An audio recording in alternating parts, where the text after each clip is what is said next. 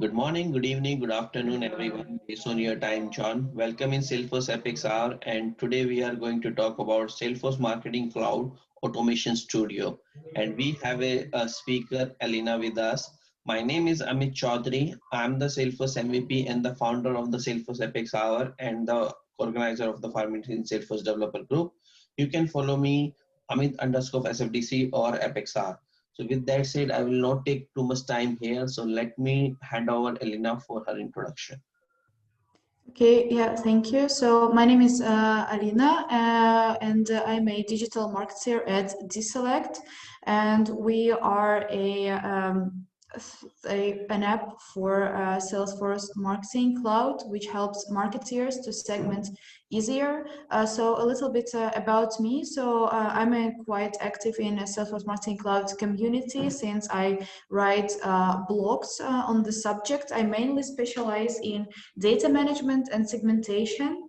I'm also a holder of an email specialist certificate, and you can find me on LinkedIn under my name, Alina Makarova, or you can also follow me on Twitter under this name posted here, and also check out our company and for the blogs, for instance, at deselect.io. So yeah, that's it about me. So I shall proceed basically. So today I would like to talk about Automation Studio. So basically what I would like to tell is what is Automation Studio, what are SQL queries, data extract, FTP in Automation Studio, and how to actually configure it in Marketing Cloud, and I'm going to share an Automation Studio use case. So obviously I'm not going to cover all the functionality that you can find in Automation Studio, but I will try to focus on those main subjects. So let's move on. So what is Automation Studio? So it is a Marketing Cloud application that is used to execute multi-step marketing and data management activities on an immediate, triggered, or scheduled basis, basically using a canvas where you can drag and drop different activities to automate your marketing processes. So I'm going to quickly show how does it actually look like. So this is an Automation Studio overview. Automation Studio can be found under Journey Builder in Salesforce Marketing Cloud here. And then you will be redirected to this overview page where if you would like to create a new automation, you need to click here and you will be redirected to this canvas, workflow canvas, where you can define your automation processes.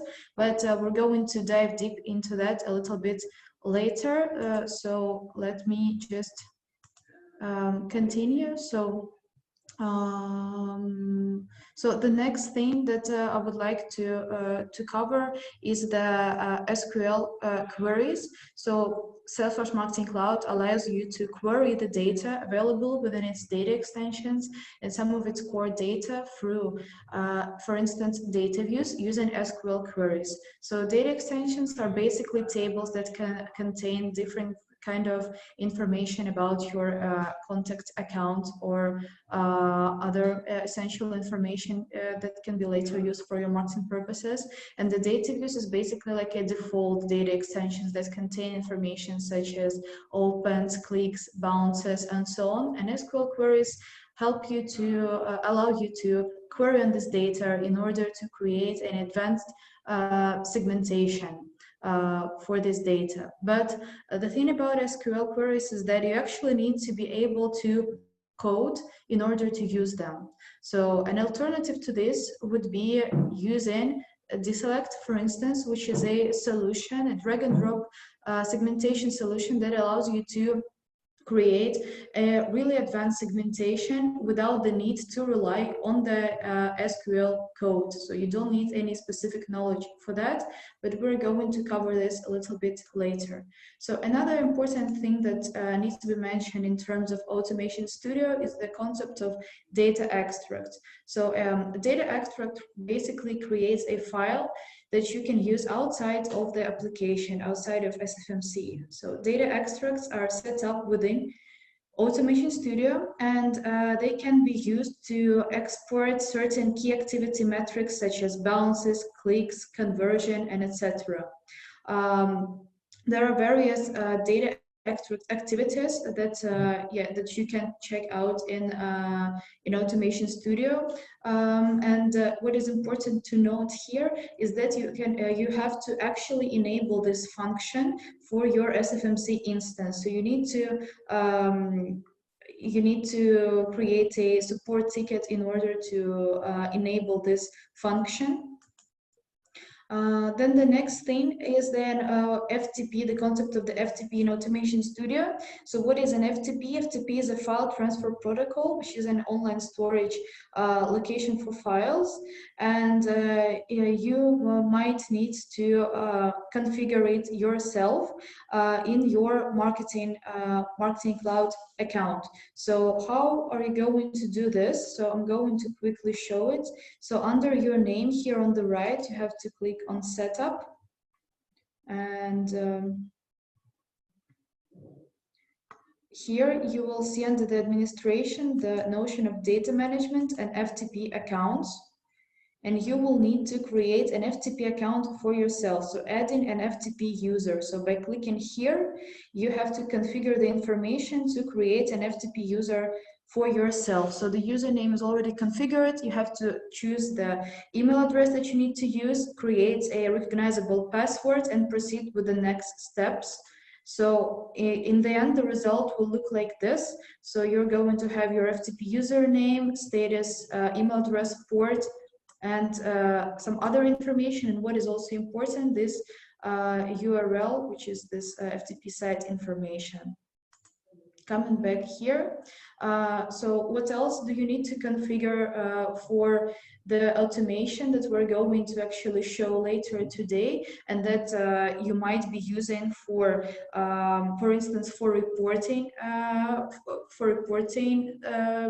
issues in Marketing Cloud, is to actually download FileZilla on your computer to get the access to the FTP from your computer. So how to configure this one? So after you download FileZilla, this will look a little bit like this.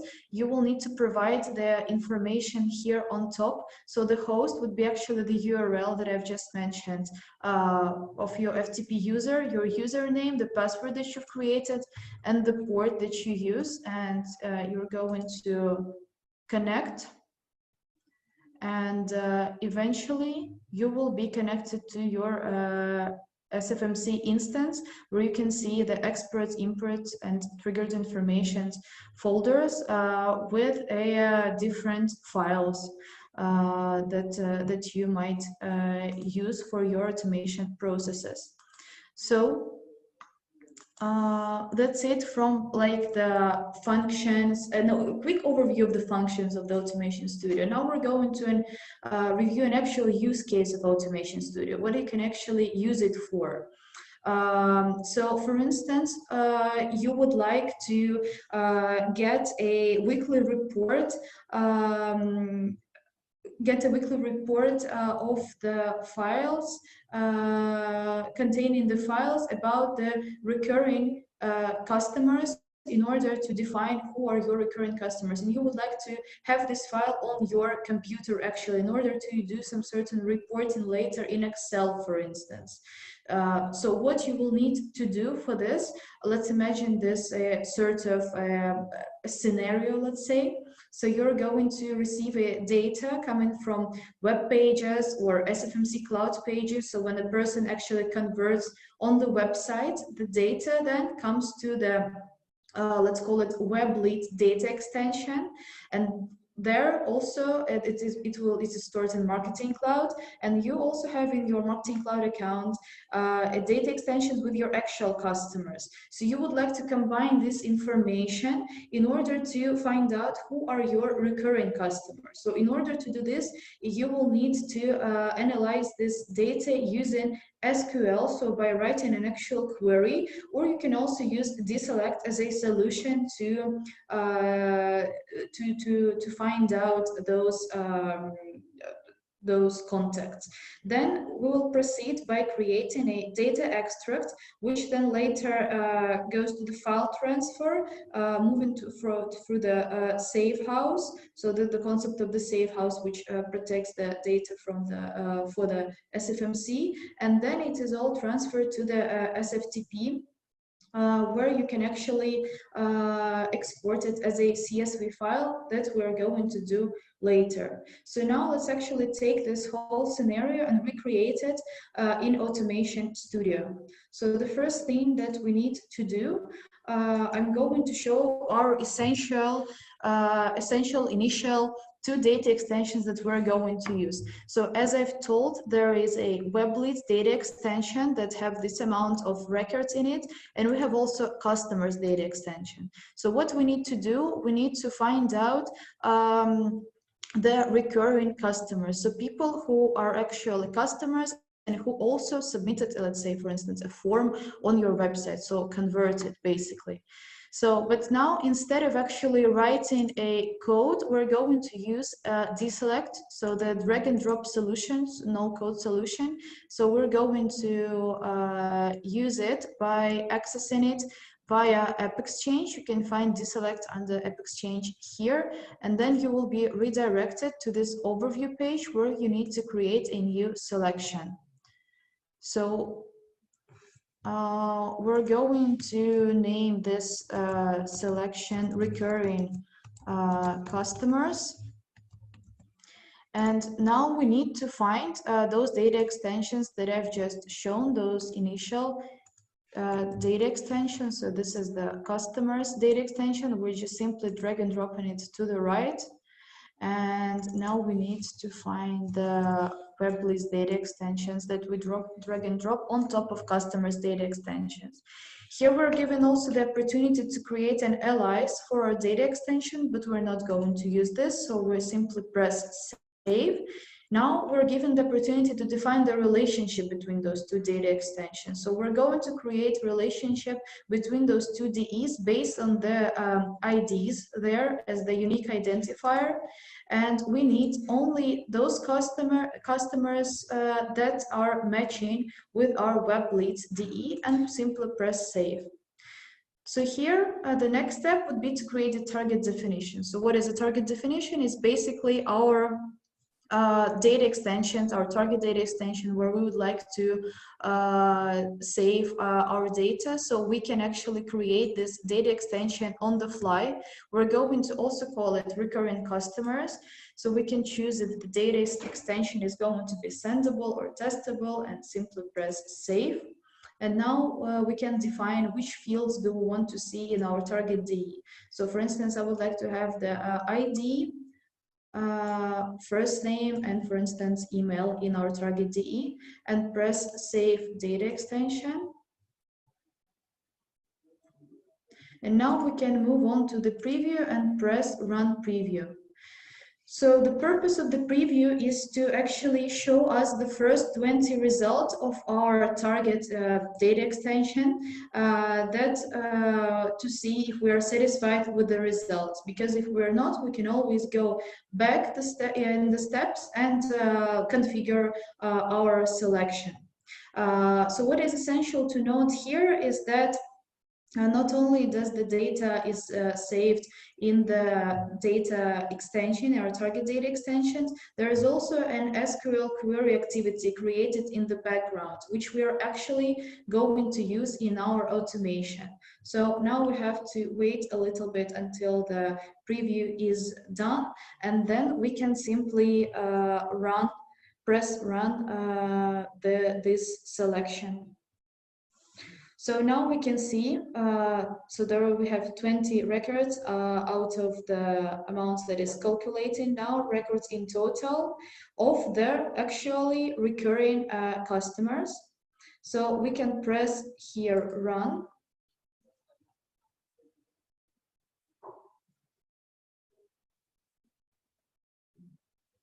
And now we're being brought back to the our overview screen, where we can see that the status is working, basically, since it's creating this this information in Salesforce Marketing Cloud and creating our SQL query activity.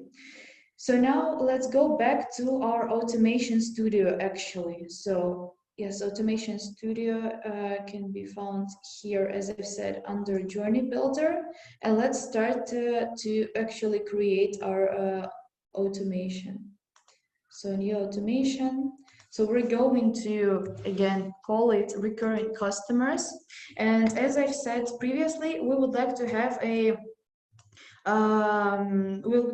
an automation to receive data on a weekly basis. So we would like to choose our starting source as a schedule that we're going to configure. We're going to choose a start date, for instance, from tomorrow, 12 a.m. and here repeat.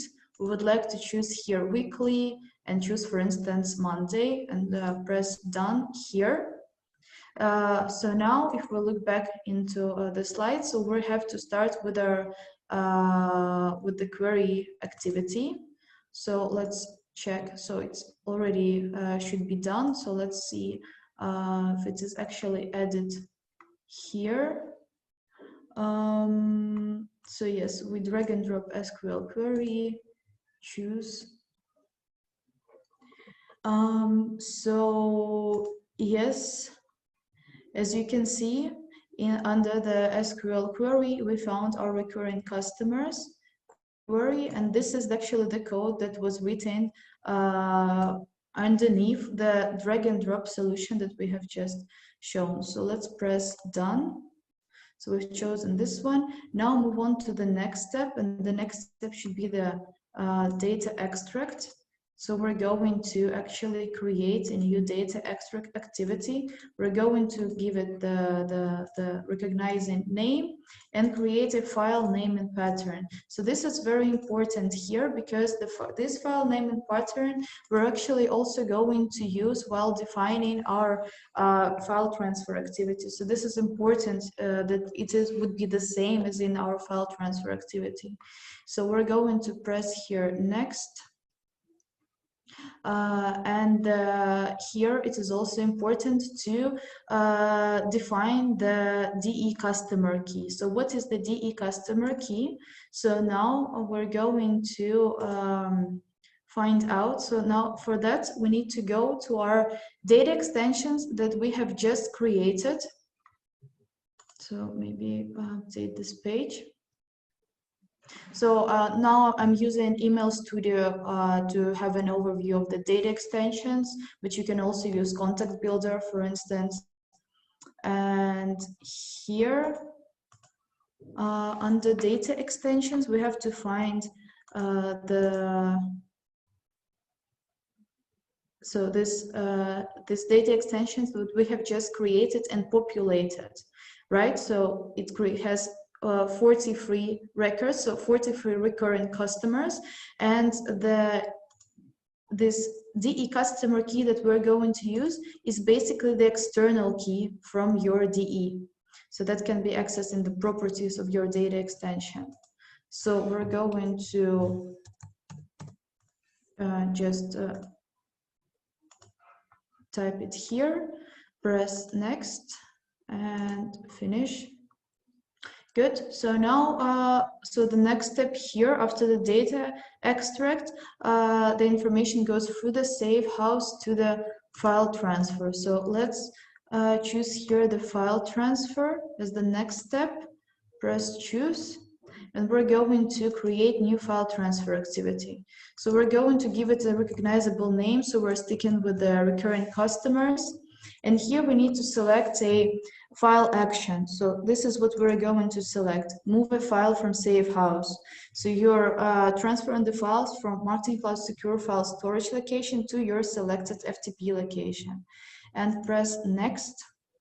So file name and pattern, as I was saying previously, when we were defining the same thing for the our data extract, so this should be the same name, then everything here remains the same. We're not encrypting the file or anything. And let's press next and finish. So this is actually the automation as it looks like. So we've done all the steps. So we've configured the SQL query, we've created data extract, and we've created a file transfer activity. Now we can press save. And now we can choose run once just to test this out. So here we're given the opportunity to select which activities we would like to run. We would like to run all of them. So we're clicking on all of them and press run. Here it is important to note that we can choose certain to receive notifications about our automation activity. So we're going to press run now. Good. And here in the tab activity, we can define an email address that we're going to use in order to receive notifications about the success of our automation. So this is quite useful because you won't need to rely on your on Marketing Cloud all the time to check if the automation ran successfully or if it failed, because you will just receive the notification about it. So yeah, we can see that it is now in progress basically. So it might take some time, and in the end, what the result should look like is that actually when we go to our FileZilla on our computer, so again, connect.